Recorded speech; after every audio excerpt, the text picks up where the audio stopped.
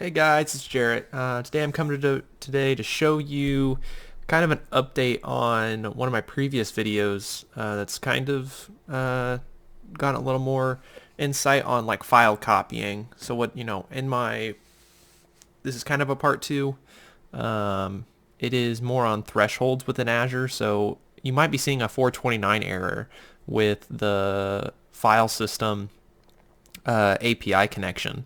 And I'm going to show you some ways that Microsoft recommends, and then one of the ways that I prefer to do it. One is a no code base and one with a code base. And what I mean by that is the no code, you can pretty much make the changes within the Azure portal or on your local with Azure Visual Studio Code or Visual Studio Code. With code, we'll end up breaking the Logic app in Azure, but it'll run just fine.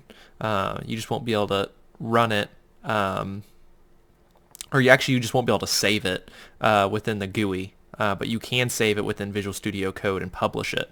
So I'm just going to kind of show you both options, whatever you prefer. There's plenty of other areas. There's other ways to do it out there. These are just the two that I've come across. So let's just go ahead and get started. This video might be a little long, but I'm just going to go through. I'm not going to show you how to run any of them because in my previous video I kind of went through the process of dragging and dropping, but I'm going to show you the two options. This is going to be a no-code choice. So of course we're getting a list of all our files, and then what we're doing is, and I'll post these options inside the body of this video.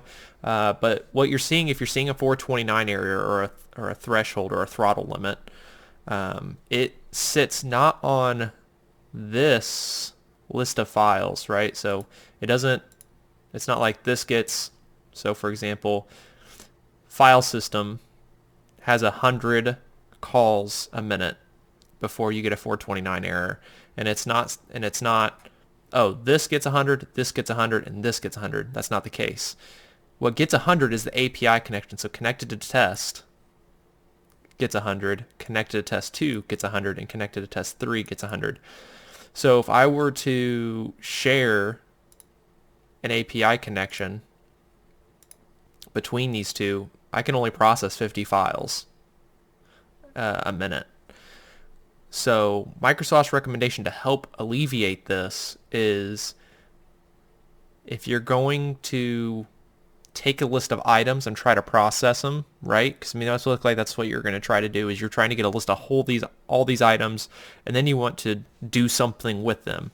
Well, the best way to do that through Microsoft's recommendation is to do a split.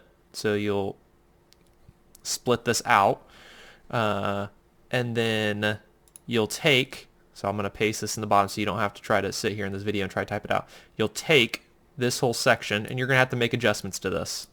So, because it's not going to work like copy and paste. You'll take the list of items here, body, list of items, and then you're going to take that item list and you're going to take the length of it, so the length of that full list, and you're going to divide by 2. So you're going to take the first half of those items. So we're going to do take. I want to take the body. I want to take, I want to divide the length of this body by 2. And then instead of the take, just replace take with skip, and it'll take the last half of that list of items to get processed. And you'll want to make sure you have different API connections. You want different API connections. I cannot iterate that enough. It is not the Logic app. It is the API connection itself. So another one of the recommendations are, if I were to add a new step in here, their recommendation would say, you would call another Logic app. So you put a Logic app inside another Logic app. So you'd say Azure Logic App, and then if I did an HTTP call, that is another one of the recommendations. But that's not going to work because it still utilizes the same API connection if this were a logic app I was passing information to. So that's where this misnomer or miscommunication on Microsoft's part. They don't tell you it's the API connection. They just say, oh, there's a throttle limit on this file system connector, but it's actually the API connection. Yeah, part of it is this file system connector, but what it comes down to is this API connection.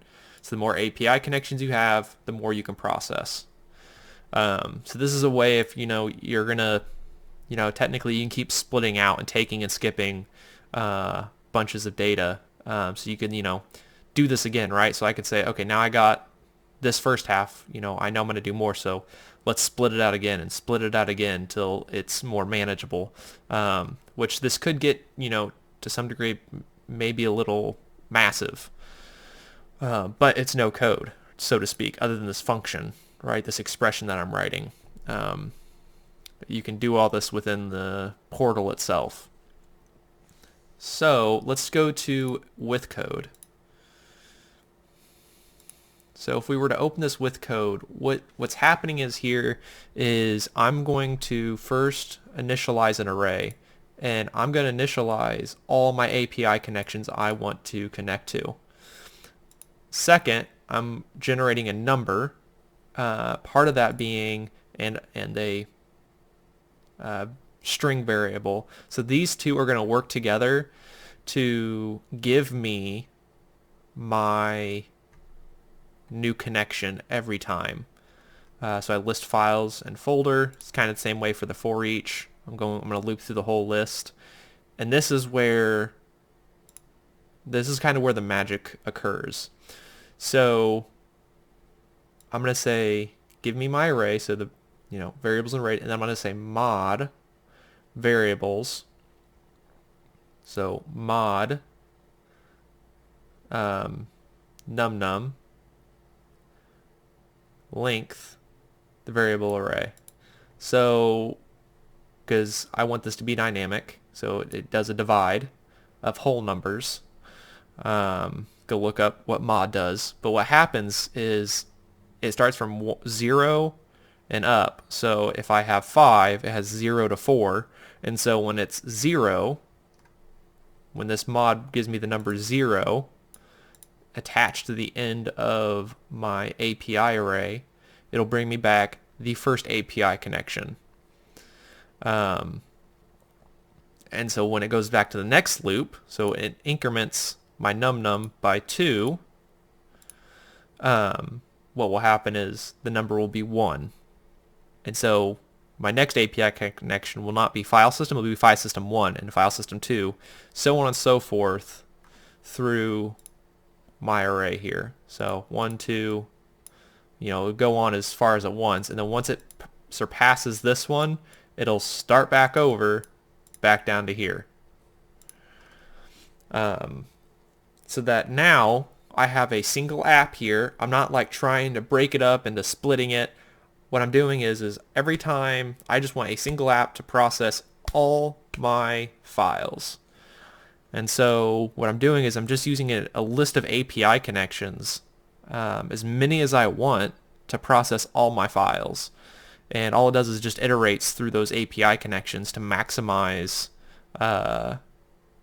my use case. So I will, in most cases, this one here will be a different API connection than what this one's using, because this one is the one that's iterating and getting called thousands of times. So if I had 10 API connections in my array, I can process 1,000 files a minute instead of just 100. But this is where the code comes into place. You're going to need to have Visual Studio Code. You'll need to have a handful of under View and extensions. You can get the extensions for Azure. There'll be a handful of them. So like I have Azure Resource Groups, Logic Apps, Integration Accounts. But if I were to expand this, you can see these now, right? So I'm going to say with code, let's edit it. And it's going to be a JSON, so it's super ugly, so to speak. I mean, it matters if you like JSON, I guess. To some people, it's super ugly, but the more I guess you play around with it, you get used to it. But you can see here in this code base, you can see where I'm setting a variable, right? You can see in the for each loop, you can see my API array. It's not very step by step, but or in order, so it can be kind of little. You can easily get lost trying to figure out what you're trying to edit. But this is where what's going to get broken, right? So in here you can see that I can run it, right? You can see the get file contents, and it looks fine. But that's in about a second. We're gonna break it. So if I do variables and we go up to in my for each loop, so for each, the list of bodies, in my API connection, we're connected to file system. So instead of that, we're going to say, I want you to connect to whatever my my variable is, which is called NewConnection. So we're going to save. I just did Control S, and I'm going to upload this into Azure. So just uploaded the JSON to Azure.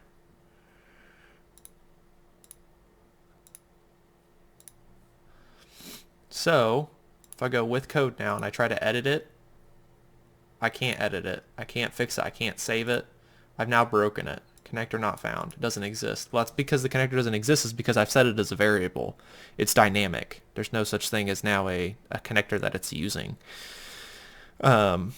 So this is kind of where with code kind of comes into place. You end up kind of breaking your logic app until it runs.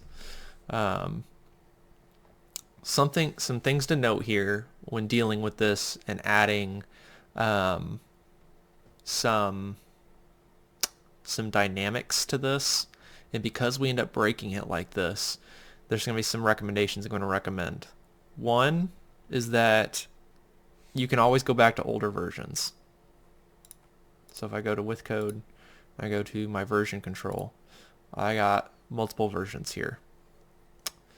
So either you need to say one of these versions is a master version, which I don't necessarily recommend. I would recommend creating a master logic app, which you reference, because you can always you can clone.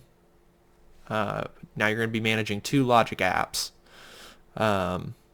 but this would allow you to promote. So you would clone, you would delete your old one, promote the clone, in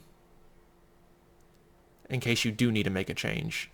If you're not, you would, which would allow you to save in here, because I can't save in here. I'd have to continue to save in the JSON itself, and if you end up messing something up really bad, it can kind of be hard to get back to where you need to go. Some things to note here, the API connectors here gives you a list of all the API connections that your logic app's using.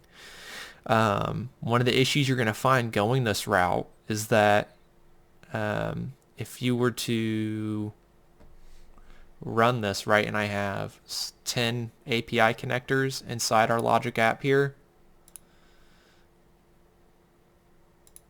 So if I were to have 10 connectors in here, or 10 listed in my array, it's going to fail on you. Only 2 are going to work. Only 2 API connections are going to work. This one and what the original API connection here was.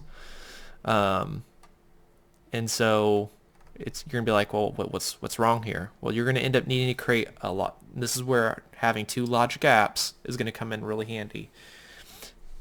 And this sounds like a pain, but it's if you're wanting to go this route, this is what I've found.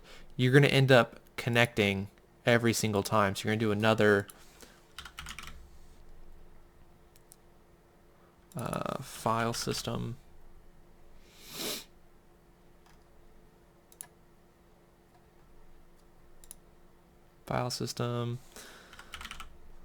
list files and folder, and we're going to use a different one, right? So now they're using 2 different connectors, and you're going to do this for all your API connections. Save it, and then you're going to also run it, which then allows you to get a whole list of all your API connections. So let's go back and we'll do file system. I don't know if this is the actual correct one or not, for it's gonna yell at me because, like I said, it doesn't exist. Technically, this API does not exist. Let's see if it. Okay, it exists. Cool. So if we go into with code and look at our API connections, file system 2 is the only one it's using. If I go edit and I say I want you to start using multiple API connections, this is where having two and promoting them back and forth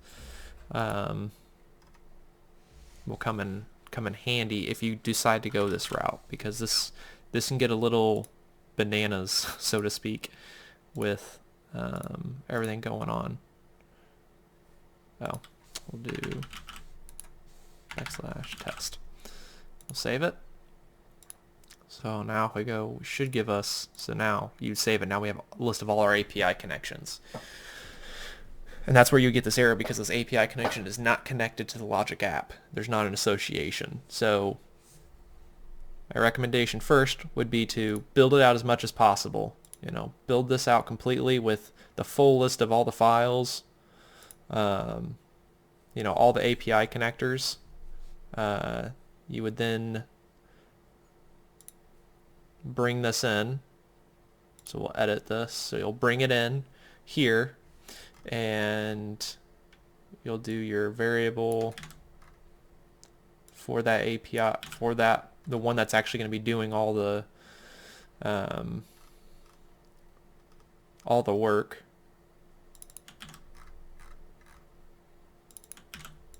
All right.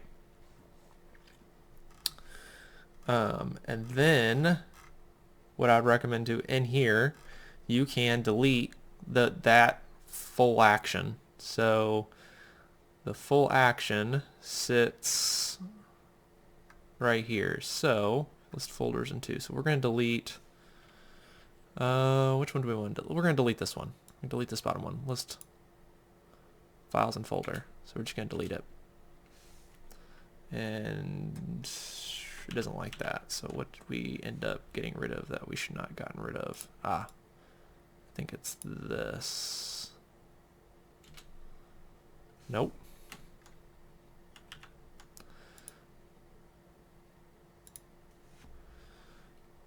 What's connected to here? Okay, path. Okay.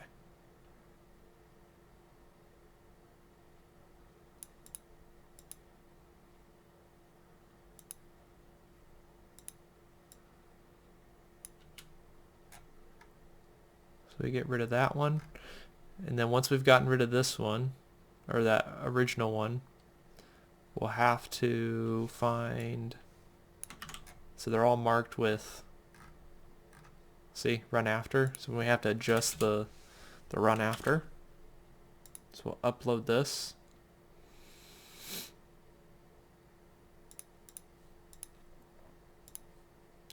Now when we edit this, now it's gone. That original one's gone. This one's now broken because it's using the array.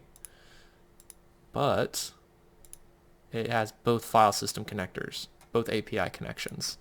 So that's where, if you're going to be, you know, adding more API connections, I would recommend, so you're not end up, you know, deleting, removing, adding to one single logic app and getting frustrated with it. I'd recommend doing a clone. So delete this one. You would have a master one that has all your API connections in it.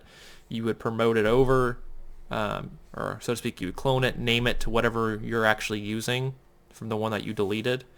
You would add all the additional API connections you're wanting to add. So if you have 10, you're like, I need to actually be processing 2,000 files. You'd add 10 more API connections, or 10 more actions, 10 more of these.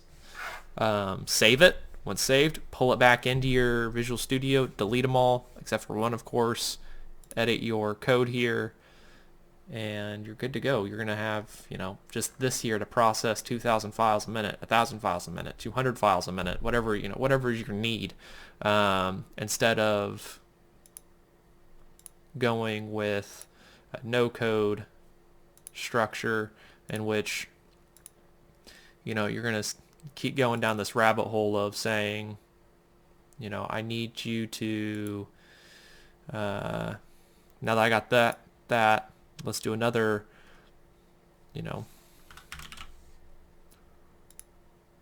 list files and folder from the previous step.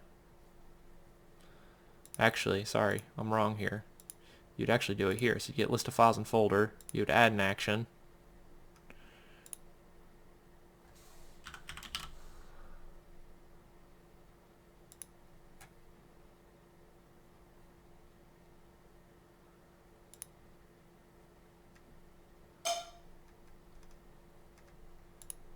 So we would delete this one. Actually, you know what? Let's just delete it all. Make it easier. Except for this, I want this. So let's say you were going to go down this rabbit hole. We're going to split it, run it in parallel. We got list of files and folder. We're going to do another list of files and folder from path, which we're going to do a take, all right? So now that we have this one, right, so we're taking just the first, we're going to do it again. We're going to do another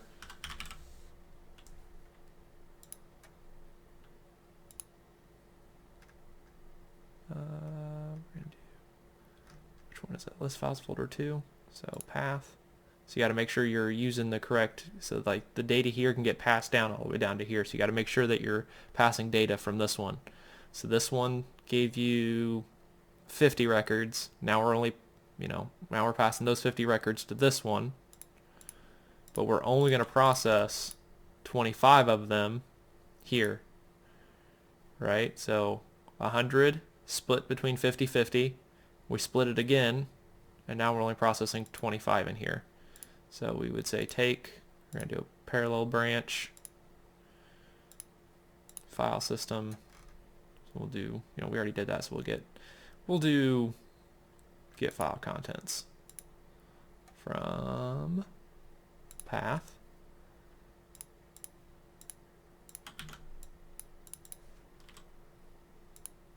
Skip. So we started with 100 files, went from 100, so 50 goes this way, 50 goes this way, doing a take and skip. Once we get down to the 50 mark here, we say, okay, give me the list of those that you've given me, and we're going to split them again. So now 25 goes this way, 25 goes this way. But all keeping in mind that you need to be adding new API connections, right, to be able to process all that.